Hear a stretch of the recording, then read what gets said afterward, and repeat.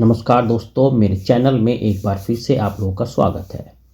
दोस्तों, मैंने पिछले वीडियो में आप लोगों को बताया था कि जो औरंगजेब थे उसके जो उत्तराधिकारी थे उसमें बहादुर शाह किस प्रकार अपने दोनों भाइयों से जंग करने के बाद गद्दी पर आसीन हुए और किस तरीके से उन्होंने जो है अपने भाइयों को ठिकाने लगाया और कैसे अपने जो उन्होंने गद्दी प्राप्त की उसको किस तरीके से जो है उन्होंने हैंडल किया।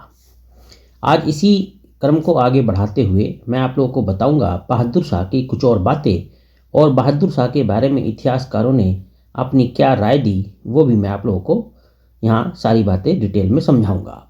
तो आप इस वीडियो को अंत तक जरूर देखें क्योंकि इसमें बहुत इंपॉर्टेंट बातें आपको मिलने वाली है। और दोस्तों, एक मेरी छोटी सी रिक्वेस्ट है कि अगर चैनल सब्सक्राइब नहीं किया तो आप ज़रूर एक बार चैनल सब्सक्राइब कर लीजिए। चलिए मैं स्टार्ट करता हूं बहादुर शाह से संबंधित कुछ बहुत अति महत्वपूर्ण बातें अपनी इस पार्ट 2 वीडियो में। तो दोस्तों, जब बहादुर शाह गद्दी पर बैठा तो वो उनकी जो आयु थी ना वो उस समय 63 वर्ष की थी, यानी वो अपनी बुढ़ापे में पहुंच चुके थे। और इस अधिक आयु की वजह से एक तरीके से उनके अंदर की जो इच्छा शक्ति थी किसी काम की शुरुआत करने की वो लगभग ख़त्म सी हो चुकी थी। अब बहादुर शाह उस आयु को पार कर चुका था जब उससे किसी भी काम में पहल करने की आशा की जा सकती थी। वह बहुत ही नर्म शांत स्वभाव वाला था, बहुत विद्वान था, मर्यादापूर्ण तथा दयालु था। किसी को भी न नहीं कह सकता था।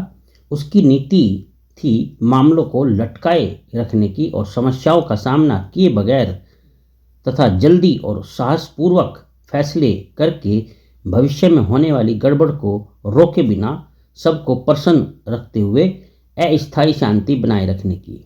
अर्थात एक तरीके से उसकी जो नेचर थी वो बड़ी डामाडोल जो है स्थिति को रखने वाली थी। उसको किसी भी तरीके से एक परमानेंट सॉल्यूशंस उसका हो सके समस्या का, ऐसा उसकी नेचर में विद्यमान नहीं था। उसमें कोई ऐब तो नहीं था, लेकिन उसके आत्मसंतोष, आलस्य तथा उदासीनता के कारण उसे शाहे बेखबर का खिताब मिल गया था। अर्थात बहादुर शाह थोड़ा आत्मसंतोषी, आलस्य और उदासीनता भरा हुआ प्राणी था, इसीलिए उसको जो है शाहे बेखबर का खिताब भी दिया गया। उसी के शासनकाल में शाही दरबार में षड्यंत्र बढ़ने लगे।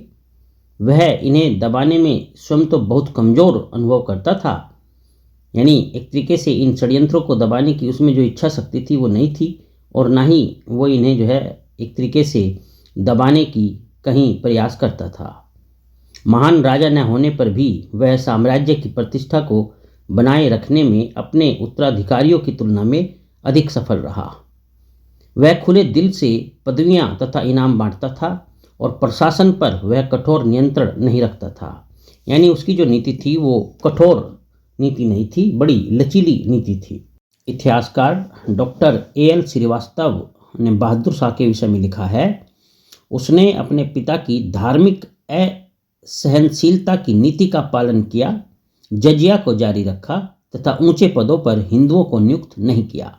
ये डॉक्टर A.L. श्रीवास्तव के वक्तव्य हैं बहादुर शाह के बारे में।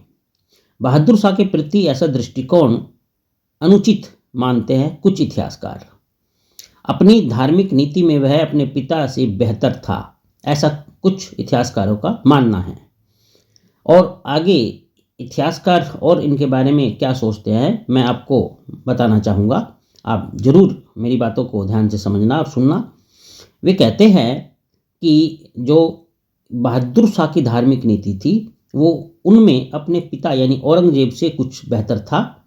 यदि वह युवावस्था में होता तो वो अपनी मेलजोल तथा सहनशीलता की नीति द्वारा मुगल साम्राज्य के समाप्त होने की जो गति थी उसको रोकने के लिए शायद बहुत कुछ करता। ऐसा कुछ इतिहासकार इनके बारे में कहते हैं। आगे कहते हैं कि बहादुर शाह शिया था और उसी कारण दरबार में दो दल विकसित हो गए। एक ईरानी दल, और ईरानी दल में असद खां तथा उसके बेटे जुल्फिकार खां जैसे सरदार थे जो शिया मत को मानते थे, और दूसरा दल था तुरानी दल।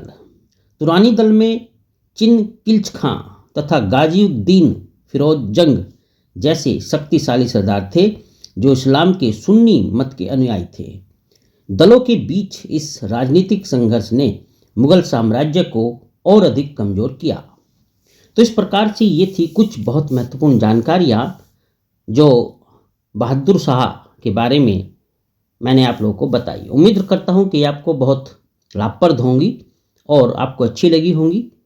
आप कमेंट करके ज़रूर मुझे बताइएगा। और चलिए अपना ध्यान रखिए, मुझसे जुड़े रहिए और दोस्तों चैनल को ज़रूर सब्सक्राइब कर लीजिए ताकि हर रोज़ आपको बेहतर इन्फॉर्मेशंस मिलती रहे। तो चलिए, मुझसे जुड़े रहने के लिए आपका बहुत बहुत धन्यवाद, आपका शुक्रिया। ईश्वर आपकी हर मनोकामना परिपूर्ण करे।